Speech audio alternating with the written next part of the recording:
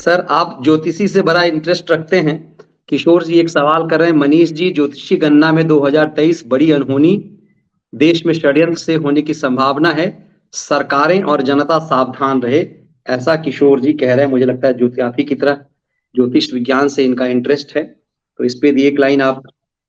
नहीं नहीं, षड्यंत्र का तो वो तो षड्यंत्र की शुरुआत तो हुई गई। जो 3 दिन राहुल गांधी वहां जाके नाचा कूदा है ब्रिटेन में, तो उसकी कल भी हम लोग वो बात कर रहे थे, वही आज मैं फिर कहूंगा कि उसकी कोई हैसियत नहीं है। लेकिन वो बाहर जाके उसने किया क्या है?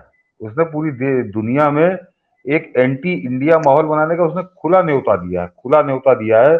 कोई परहेज नहीं किया, कोई उसमें पर्दा करने की उसने कोशिश नहीं की है। तो ये समझिए, जो आप कह रहे हैं या ज्योतिष गणना क्या कह रही है, तो बात की बात है। एज ए पॉलिटिकल एनालिस्ट जो है, मैं देख रहा हूँ कि आने वाला, अभी तो शुरुआत हुई है, अभी फरवरी है, कि आने वाला समय कितने खतरनाक षड्यंत्रों से इस देश को गुजरना है इस साल, पूरे 1 साल में। ये बहुत ज्योतिष गणना जिन्होंने भी की है वो उनका अपना होगा, उससे मैं सहमत हूँ। वो तो मैं मानता हूँ ज्योतिष को।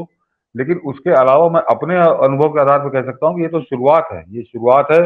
और जब वो समझ लीजिए कि चीन को सीधे सीधे हमला करने का निमंत्रण दे रहा है, जैसे जयचंद ने पृथ्वीराज पे आक्रमण करने का निमंत्रण गौरी को दिया था, मोहम्मद गौरी को, तो समझिए कि शुरुआत इससे इससे ज्यादा खतरनाक षड्यंत्र और क्या हो सकता है। कल इसीलिए हम लोग थोड़ा नाराज भी हुए थे सरकार पे, कि सरकार को कुछ करना चाहिए। फिलहाल आज एक खबर जो मुझे मिली है कि 10 तारीख को इसकी पेशी बुला ली गई है शायद, राहुल गांधी की वो जो विशेषाधिकार समिति के सामने। उस पर क्या एक्शन होता है देखिए, लेकिन इसके ऊपर सख्ती होनी चाहिए ताकि इसको महसूस हो कि इस देश में सरकार है।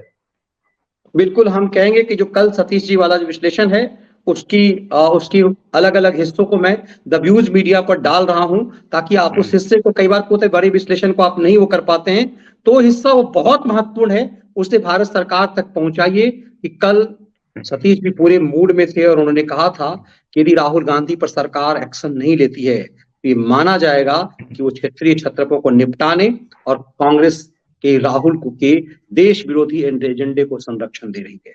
तो यदि भारत सरकार किसी ऐसे बड़े योजना के तहत किसी राष्ट्रद्रोही एक्शन में इसको संरक्षण दे रही है, तो हमारा भी, हमारी जिम्मेदारी हो सकता है कि उनकी कोई चाल हो, उनकी कोई स्ट्रेटजी हो केंद्र सरकार की, लेकिन ये स्ट्रेटजी यदि देश के खिलाफ खतरनाक है तो उसके खिलाफ सरकार को एक्शन लेना चाहिए।